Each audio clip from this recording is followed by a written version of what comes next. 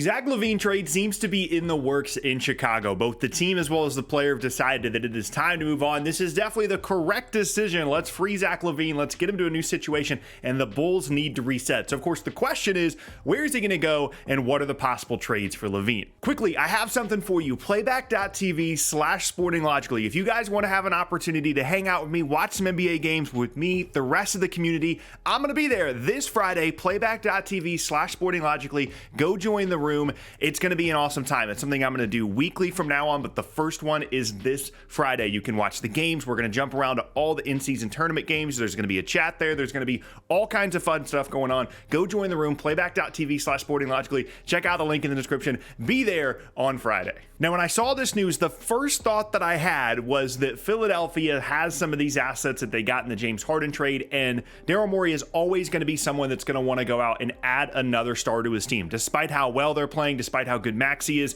you can disagree with it. I can disagree with it. This is the way that Daryl Morey thinks. He thinks that he needs another star, and they have the ability to go out and get Lavine. The trade for them is actually kind of hard to put together. So it would be a couple of salaries, right? Marcus Morris, Robert Covington, Korkmaz is in there to try and make the salaries work. And then I put 2 first-round picks there. I don't think that they would actually trade 2 first-round picks, but I put both of those there as an indicator of what they could trade, because the other players involved in the deal are just salary. You need some value going back to Chicago. And yes, it's nice to have the salary cap relief of the expiring contracts, but this is what the deal would look like. Chicago gets picks. Philly gets a player that basically replaces what Harden was for them. And in theory, they are a better basketball team for it. Part of the problem with this is you would assume that Morris and Covington are going to be contributors for them throughout the season. Batum has been good. Covington's played a little bit. And especially with Kelly Oubre not being available due to the difficult situation with him, he's injured, he's not going to be available. You're taking away a lot of wings from the Sixers and replacing them with someone that basically does what Harden did last year. They've been playing extremely well to begin the season. But again, Daryl Morey's not the kind of GM that's going to sit there and be happy with a decent start, or a really good start to the year, I should say. This is a real possibility. Philadelphia is going to be involved here for Zach Lavine. Next up, of course, I thought about the LA Lakers, because I've talked all offseason about the fact that the D'Angelo Russell, the Rui Hachimura contracts, they fit together nicely in a trade, for example, for Kyrie Irving or Zach Lavine, a guard to bring alongside LeBron and Anthony Davis, another star alongside those guys. And that construction is very easy to come up with for them. You've got D'Lo, you've got Rui, and you've got a first-round pick. I believe they actually can trade 2 firsts if they would like to. I don't think that they would want to, considering both Rui and D'Lo are helpful for them and contributors for them. Again, you and I can disagree about whether or not this is a trade that makes sense for the Lakers, whether it's actually going to help them. I actually hesitate to think that they would make this kind of deal, because D'Lo has actually been good for them to start the year and is going to be, 70% of what Lavine is. And Rui's good. He really fits in well with what they like to do. And there's probably a better fit for them out there, but given the history of LeBron teams, given the history of the Lakers, they're probably going to be aggressive and involved in trying to get Lavine, and this is what their deal would look like. If you're Chicago, there's probably better deals out there unless you're getting both picks from the Lakers, because this doesn't give you salary cap relief. Rui might be helpful for you long term. D'Lo maybe is someone you can flip to a new team. But in comparison to Philadelphia, as well as some of the other trades we're going to talk about, this isn't as much value, nor is it as much salary cap relief. Then, of course, my focus shifted to the Miami Heat, a team that spent the entirety of the offseason going after guys like Bradley Beal and Damian Lillard. And they are a team that is looking for offensive firepower. And there's 2 different forms of this trade if you're Miami. First and foremost, you could do Tyler Hero, Duncan Robinson. Those contracts fit together well, and you can trade the value of Hero and the contract of Robinson in exchange for Zach Lavine. At this point, if you're a Bulls fan, you might be thinking, why are they not getting more in exchange for Lavine? Well, there are some long-term injury concerns. He's been dealing with knee stuff for like a couple of years, and he's on a big contract. And even though Zach Lavine is good, he's not like one of the best guards in the league good.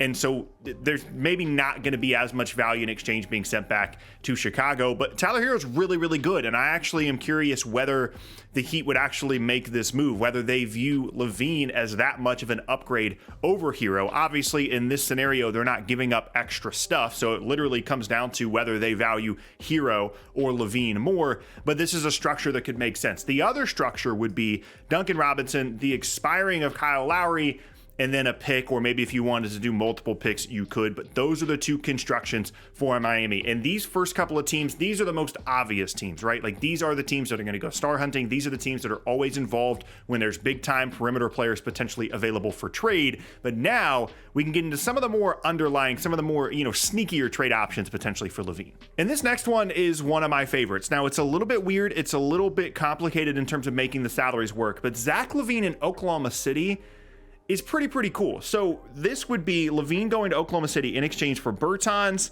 Josh Giddey, and then a couple of other contracts. Now, it's really difficult to make the salaries work here because Giddey is still on his rookie deal and Bertans makes a lot. But to get to the $40 million number that Lavine is at, you've got to put together a lot of different little pieces, and it's just weird and it's confusing and I don't love it. But the core of the idea of Josh Giddey in exchange for Zach Lavine, to me, is really interesting. Giddey has struggled to figure out a way to fit in with this Oklahoma City group now that Jalen Williams has kind of like surpassed him as a franchise cornerstone type guy. And Giddey's clearly good, but he's being asked to be a complementary piece alongside Chet, Jalen Williams, and Shea.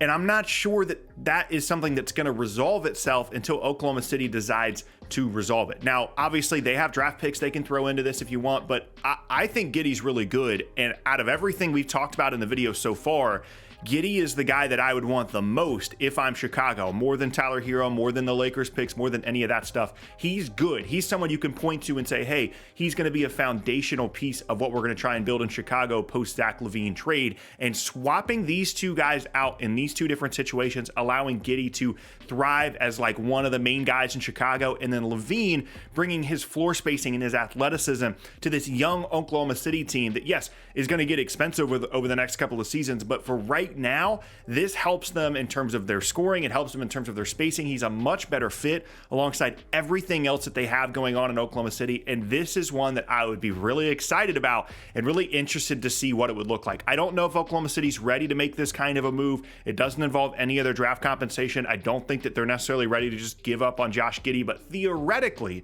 in terms of swapping out those two players in those two situations, I really like this one. And then the other one that I came up with was Memphis. Now, this is another one that's hard to make the salaries work because they've kind of already done this version of this deal when they went and got Marcus Smart in the offseason and they used some of their salaries and their contracts to make that work. So it's hard to make this happen. Like, it would have to be Kennard, and then Steven Adams would have to be involved, and one other smaller salary, and then Zaire Williams is kind of the main piece of this as well. And again, if you want to throw some draft compensation in here, that's fine. We can debate whether that does or doesn't make sense for Memphis. But considering how bad they've been to start the season, considering the fact that Ja isn't going to be back for still another 15 or so games, considering everything happening with Memphis, why wouldn't they want to add another perimeter player? Even when Ja comes back, their offense, especially in the postseason, gets really predictable. It's just Ja doing everything.